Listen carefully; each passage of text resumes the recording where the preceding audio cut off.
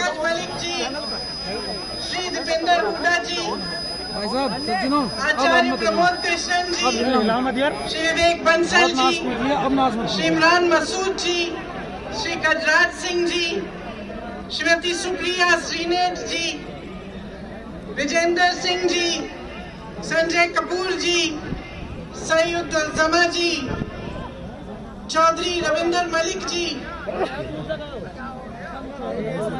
चौधरी संजय सिंह जी, बाबा श्याम सिंह जी, नरेश सैनी जी, मसूद अख्तर जी और तमाम कांग्रेस के नेता, यहाँ पर उपस्थित NSUI, IYC, महिला कांग्रेस के कार्यकर्ता, बहनों और प्यारे भाइयों, आप कुछ समय से मेरा इंतजार कर रहे हैं।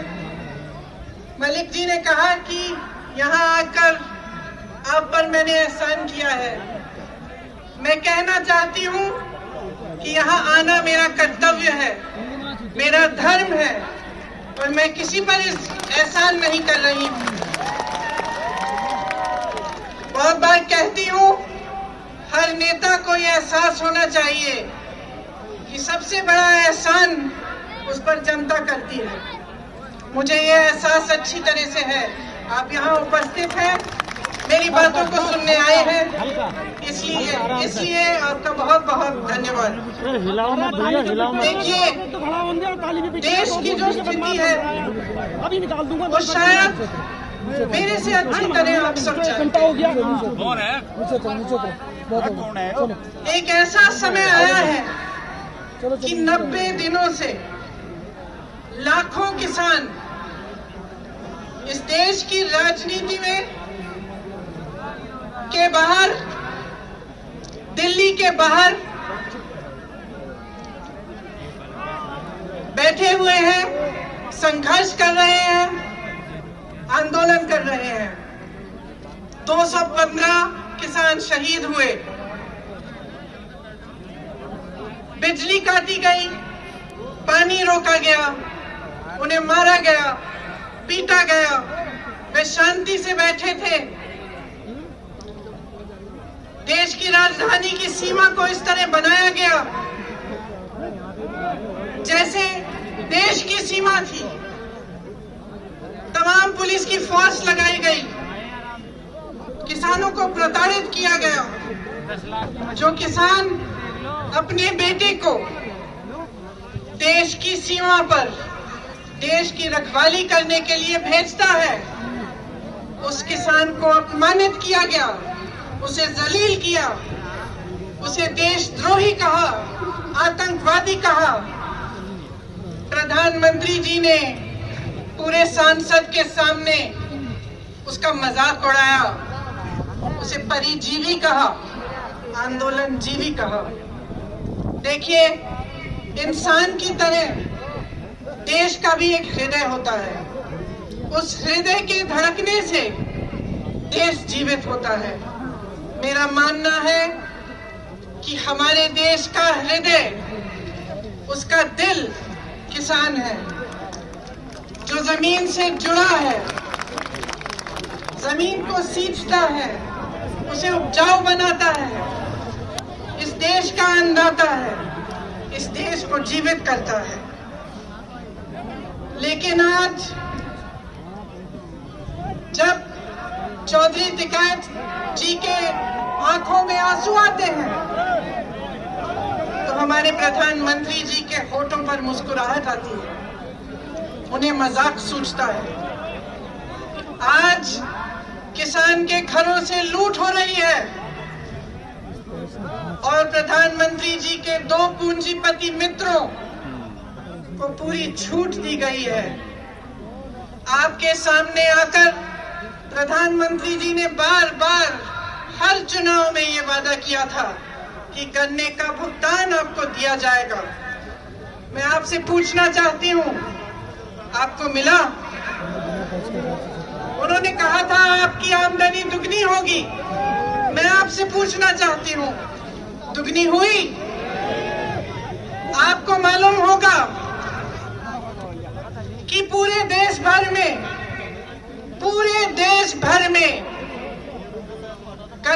भुगतान 15,000 करोड़ रुपए है। और आज मैं आपको बताना चाहती हूं, शायद आपको ये नहीं मालूम होगा कि प्रधानमंत्री जी ने अपने लिए दुनिया में भ्रमण करने के लिए 2 हवाई जहाज खरीदे और उन 2 हवाई जहाजों की कीमत 16,000 करोड़ रुपए है। आपके गन्ने के भुगतान से ज्यादा उनके पास अपने 2 हवाई जहाजों को खरीदने के लिए पैसे हैं, लेकिन आपके देश भर के किसान के भुगतान के लिए पैसे नहीं है। ये स्थिति है आज देश की। आपसे वादा किया गया था कि 14 दिनों में भुगतान होगा, लेकिन आपने क्या देखा? पिछले 4 सालों में गन्ने का दाम नहीं बढ़ा। 16,000 करोड़ के 2 हवाई जहाज खरीदे गए। 20,000 करोड़ की स्कीम बन रही है कि जो संसद भवन है, जो देश की राजधानी इंडिया गेट है और उसके आसपास की जो इमारतें हैं, उनके सुंदरीकरण के लिए 20,000 करोड़ की स्कीम बन रही है, लेकिन आपके गन्ने के भुगतान के लिए 15,000 करोड़ उपलब्ध नहीं है। डीजल आपको 2018 में 60 रुपए में मिलता था, आज कहीं 80 रुपए, कहीं 90। डीएपी 1100 रुपए में मिलता था, आज 1200 रुपए का है। बिजली के बिल बढ़ते चले जा रहे हैं, गैस सिलेंडरों की कीमत बढ़ती चली जा रही है, मगर आपके गन्ने के दाम आपको नहीं मिल रहे हैं, वो वही का वही है। मैं कुछ दिनों पहले बिजनौर गई, कुछ किसानों ने मुझे पर्चियां दिखाई। शायद उसी दिन जो नया दाम है वो जारी किया गया था, उससे पहले की पर्चियां दिखाई, उस पे 000 लिखा था। आपको मालूम होगा कि भाजपा सरकार ने पिछले साल डीजल पे जो टैक्स लगाई, उससे 3.5 लाख करोड़ रुपए कमाए। मैं पूछना चाहती हूं, कहां गए वो रुपए? 2014 से अब तक मोदी सरकार ने पेट्रोल डीजल पर टैक्स बढ़ाकर, आपको मालूम नहीं होगा, 21,50,000 रुपए कमाए। मैं पूछना चाहती हूं, कहां गया वो पैसा जिसका हक है, जो दिन रात इस देश के लिए काम करता है, जो अपने पसीने से, अपने खून से इस देश को सींचता है, उसको क्यों नहीं मिला है ये पैसा? नौजवान को क्यों नहीं मिला? रोजगार क्यों नहीं दिया? और जब वही किसान प्रताड़ित होकर अपनी समस्या लेकर आपके पास आया, तो आपने उसकी बात क्यों नहीं सुनी? दिल्ली का बॉर्डर नरेंद्र मोदी जी के घर से कितना दूर है? 5-6 किलोमीटर दूर होगा। और वही प्रधानमंत्री जो अमेरिका जा सकते थे, पाकिस्तान जा सकते थे, चीन जा सकते थे, जिन्होंने पूरी दुनिया में भ्रमण किया, वो उन लाखों किसानों के पास नहीं जा पाए, उनके आंसू पहुंच नहीं पाए, उनकी बात नहीं सुन पाए। क्यों? क्योंकि उनकी राजनीति सिर्फ अपने लिए है, अपने लिए और अपने खरबपति पूंजीपति मित्रों के लिए है। इसी समय जब पूरा देश तड़प रहा है, किसान तड़प रहा है, भुगतान नहीं हो रहा है, इसी साल में अगर आप देखेंगे कि इन 1-2 खरबपति मित्रों ने कितना पैसा कमाया, तो आप चौंक जाएंगे। हजारों करोड़ कमाया है, और आप सड़क पे बैठे हुए अपने हक के लिए संघर्ष कर रहे हैं, आंदोलन कर रहे हैं, और कोई सुनने को तैयार नहीं है। जो 3 कानून इस सरकार ने निकाले हैं उनका सार तो आप जानते ही होंगे। पहला कानून कि प्राइवेट मंडियां लगेंगी और सरकारी मंडियों में जो टैक्स लिया जाता है वो प्राइवेट मंडियों में नहीं लिया जाएगा। इसका मतलब क्या है? इसका मतलब ये है कि आस्ते आस्ते सरकारी मंडियां बंद हो जाएंगी। और आप सब जानते हैं कि सरकारी मंडियों की खासियत ये है कि आपको न्यूनतम समर्थन मूल्य मिलता है, कि कोई भी कहीं से भी आकर आपको ये नहीं कह सकता कि आपको कम दाम पे आपसे खरीदेगा। प्राइवेट मंडियों के खुलने से और उनको मजबूत बनाने से क्या होगा? बड़े बड़े खरबपतियों की मनमानी होगी। जो दाम चाहते हैं वही देंगे, जब खरीदना चाहते हैं तभी खरीदेंगे, जब बेचना चाहते हैं तभी बेचेंगे। दूसरे कानून में लिखा है कि कॉन्ट्रैक्ट फार्मिंग होगी। कॉन्ट्रैक्ट फार्मिंग का क्या मतलब है? इसका मतलब है कि आपके गांव में, आपके जिले में आकर बड़े बड़े खरबपति आपके साथ एक सौदा कर सकते हैं कि देखिए आप 10 लोग हैं, आप हमारे लिए गन्ना उगाइए, जब गन्ना उग जाएगा हम आपको इसके लिए 500 रुपए देंगे। लेकिन जब आप उसको उगाएंगे तो अगर उस खरबपति का मन हो तो वो आपसे कह सकता है कि ना मैं आपको 500 रुपए दूंगा और ना मैं आपका गन्ना चाहता हूं। उसको कहने की अनुमति है, वो कुछ भी कर सकता है। क्यों? क्योंकि इस कानून के तहत आपकी कोई सुनवाई नहीं है। अगर आप अदालत में जाना चाहेंगे, उसकी शिकायत करना चाहेंगे, तो आप सिर्फ एसडीएम के पास जा सकते हैं और उनके ऊपर जो एक अधिकारी है उनके पास जा सकते हैं, लेकिन आप अदालत नहीं जा सकते। आप अपने हक के लिए लड़ नहीं सकते, ये लिखा है उस कानून में। तो आप सोच सकते हैं कि एक तरफ आप और आपकी छोटी सी खेती और दूसरी तरफ प्रधानमंत्री के बड़े बड़े खरबपति मित्र।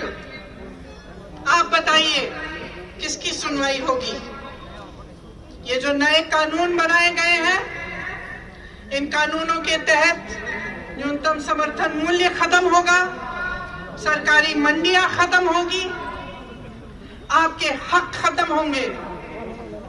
और जिस तरह से इन्होंने इस पूरे देश को अपने 2-3 मित्रों को बेचा है, उस तरह आपको, आपकी जमीन को, आपकी कमाई को, ये अपने मित्रों को, अपने खरबपति मित्रों को बेचना चाह रहे हैं। तो ध्यान रखिए और आप जागरूक हैं। मैं जानती हूं आप कितना संघर्ष कर रहे हैं। जैसे पंकज जी ने कहा, सिर्फ पूरा देश नहीं, पूरी दुनिया देख रही है।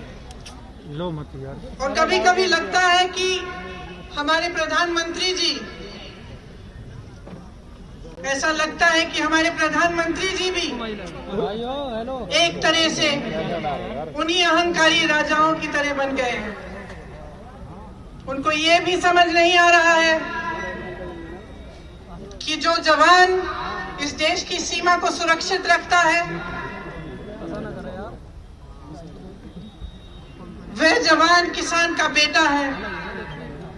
उस जवान का आदर करना चाहिए, किसान का आदर करना चाहिए। और जब महीनों से संघर्ष चला आ रहा है, वही देशवासी जिसने प्रधानमंत्री को सत्ता दी, जिसने उन्हें प्रधानमंत्री बनाया, उन्हें समझ में नहीं आ रहा है कि उनकी सुनवाई होनी चाहिए, कि आपसे बातचीत होनी चाहिए। वो कहते हैं कि ये कानून आपके लिए बना है, किसानों के लिए बना है। तो क्या वो बता सकते हैं कि किस कानून, किस किसान ने बनाया, किस किसान से बात की? और अगर पूरे देश भर का किसान कह रहा है कि भाई प्रधानमंत्री जी, हमें ये आपका कानून नहीं चाहिए, वापस ले लीजिए इसको। तो वो वापस क्यों नहीं ले रहे हैं? इस कानून को रद्द क्यों नहीं कर रहे हैं? आज मैं इस धरती पे खड़ी हूँ, ये एक पवित्र धरती है। यहाँ से तमाम संघर्ष हुए हैं, शहीद हुए हैं, स्वतंत्रता संग्राम के लिए आपने संघर्ष किया।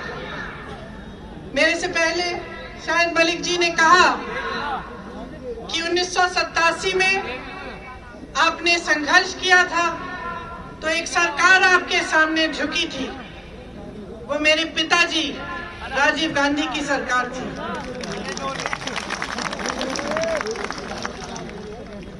और मेरे पिताजी ने आपका आदर किया। आप आए, 50,000 किसान दिल्ली आए, वापस मायूस होकर नहीं गए। सरकार ने आपकी बात सुनी, आपकी मांगें पूरी करी।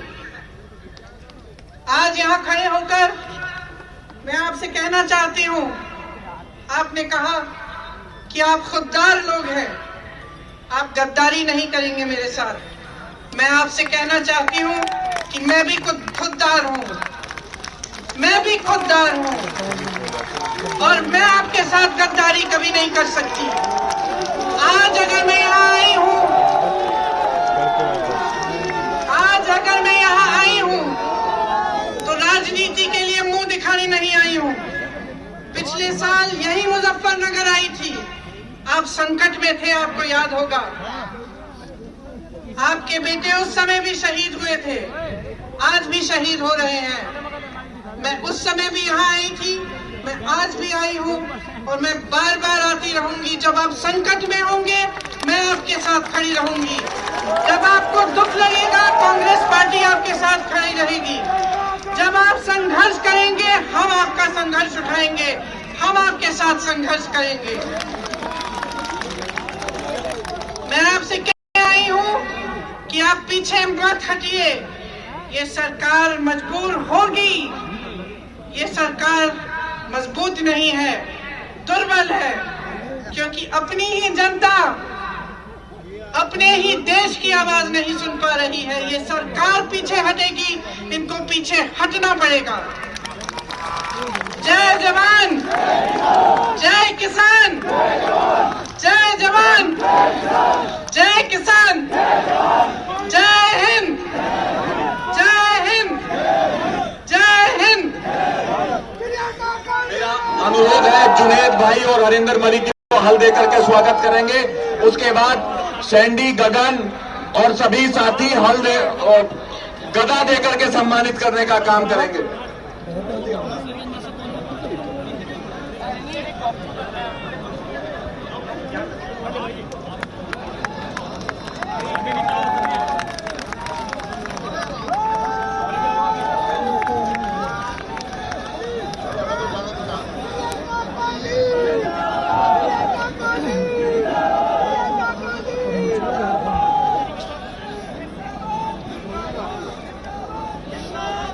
लाइव है, लाइव।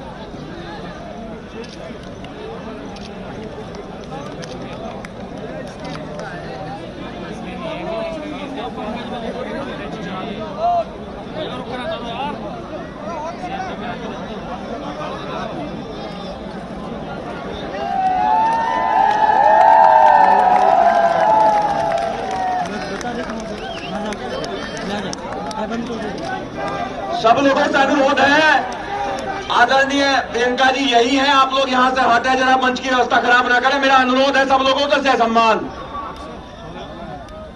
जय जवान, नारा लगाओ, एहसास कराओ कि भाड़े के नहीं हो, मनसर दिल से आए हो। जय जवान, प्रियंका गांधी, कांग्रेस पार्टी, राहुल गांधी।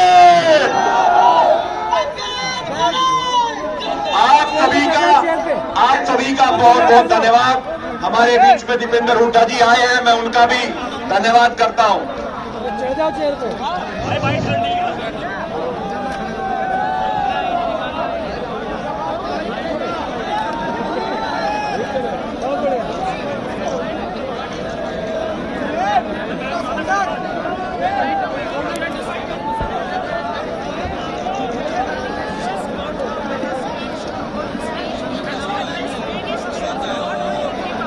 नमस्कार, मैं हूं मानक गुप्ता।